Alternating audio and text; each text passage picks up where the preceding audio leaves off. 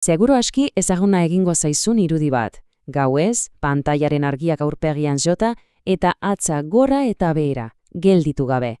Bideo arraroak, iritzi zutzuak, gezurrak, zurrunbilo horretan sartuta gaude denok. Beno, goazen sakonago sartzera, ea zer aurkitzen dugun. Hasieran interneten promesa zoragarria zen, ezta? Pentsa, munduko jakintza guztiak gure esku, pertsona guztiak konektatuta. Eta bai, lortu du, hori egia da.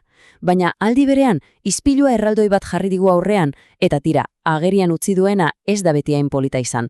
Inoiz imaginatu ez genuen ergeltasun maila bat. Egia esan, nork ez du hori sentitu, ezta? Kontua da, pentsa ezazu, milioika personari eman diego mikrofono bat, kamera bat, eta mundu mailako publiko bat. Eta zer gertatu da? Asko eta asko konturatu direla asko zerrazagoa dela klikak lortzea txorakeriak eginez, ideia interesgarriak partekatuz baino.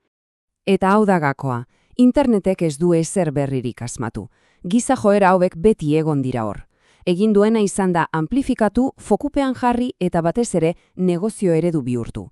Gure betiko bulkadak hartu eta bosgorrailu global bat jarri die. Eta antzerki digital honetan, ziur zu ere konturatu zarela pertsonaia batzuk etengabe errepikatzen direla. Ez dira kasualitateak. Gure aroaren arketipoak dira, eta denok ezagutzen ditugu. Has gaitezen? Goazen lehenengoarekin, klasiko bat, ziurazki denok topatu dugu noizbait. Konspirazionista birala. Personaia honek mundua puzzle erraldoi bat balitz bezala ikusten du. Berarentzat ez da existitzen kasualitaterik. Edozein irudi lauso edo kointzidentzia estatistiko da konspirazio global baten froga. Eta sinesmen horrek identitate bat ematen dio, oso indartsua. Bera ez da besteak bezalakoa, bera esnatuta dagoen horietakoa da. Baina nola demontre edatzen dira hain askar? Kasu Sunsteinek informazio kaskada deitzen dio fenomenoari. Ez da esakintasun kontua bakarrik, psikologia soziala baizik. Pentsa, norbaitek idea zoro bat entzuten du, gero ikusten du beste batzuek ere sinesten dutela, eta errepikaten utz horrek egiaen itxura ematen dio. Frogak, nor behar ditu frogak. Orain, goazen arretaren ekonomiak soltu duen personaiarekin. Hau penetan da gure garaiaren isla. Bai horixe. Detergente kapsulak jatea, komun publikoak miaskatzea. Zergatik egiten du inorkorrelakorik? Erantzuna oso sinplea da, arreta. Influencer honek ondo baino hobeto ulertu du jokoaren araua. Zenbat eta zentzuzgabiagoa izan zure ekintza, orduan eta aukera gehiago duzu algoritmoak zure bideoan milioika personari erakusteko. Jean Baudrillard filosofoak aspaldi esan zuen, iritziko da garai bat non iskutsinak errealitatea bera ordezkatuko duen. Beno, hemen gaude. Influencerrak ez du sinesten egiten duen horretan, jakina. Berak badaki absurdua estrategia komertzial bat dela. Zentzugabegeria razoia baina asko azkarrago mugitzen da sarean, eta hori lagunok negozioa da. Tira, eta hau, nork ez du inoiz topatu pertsonaia hau. Edozein bideo edo albisten iruzkinetan dago, beti prest.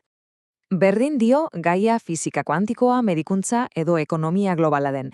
Beti egongo da norbait azaltzeko prest zergatik dauden aditu guztiak oker. Ez du libururik irakurri behar, ez da ikerketarik ere. Ez, sare sozialetako bi mezu nahikoa dira doktoretza bat baino gehiago jakiteko.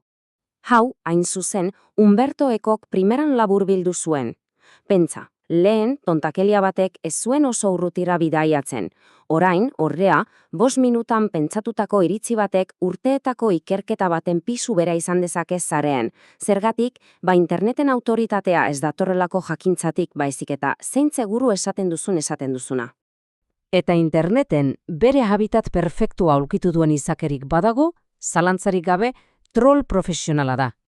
Ustezagun gauza bat argi. Trola ez da iritzi sendu duen norbait, ez. Bere helburu bakarra zua piztea da, probokatzea. Eztabaida politiko batean sartuko da, eta zure argumenduak barregarri utziko ditu, desitxuratuko ditu, edo zuzenean iraindu eringo zaitu. Berdin dio arrazoia duzun ala ez. Ez du eztabaidatu nahi, gatazka nahi du. Harry Frankfurt filosofoak ondo definitu zuen. Trolari bosta sola zaio egia edo gezurra. Bere saugarri nagusia aksolagabetasun hori da. Ez du argudoio bat irabazi nahi, elkarrizketa bera kontrolatu nahi du kaosaren bidez. Eta jakina, algoritmoek katazka saritzen dutenez, trolak beti dauka gasolina sua handiagoa egiteko. Bueno, zerrenda askoz luzeagoa da noski, baina badaude beste hiru oso ohikoak direnak, ikus ditzagun askar-askara. Lehenik, bat-bateko gurua, ziur ezagutzen duzula. Liburu bat irakurri eta horrengo egunean bizitzari buruzko ikastaroak saltzen dituen hori. Bere arrakastaren froga bakarra, alokatutako Ferrari bat eta musika epikoa. Benetako jakintza hartu eta aisialdi merke bihurtzen du. Gero daukagu ezeztapenaren ehiztaria.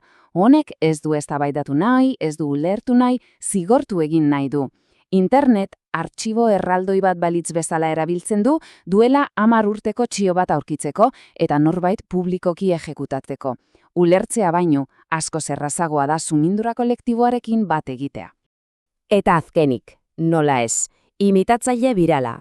Sormenaren paradisoa izan behar zuena, kopien inferno bihurtzen du.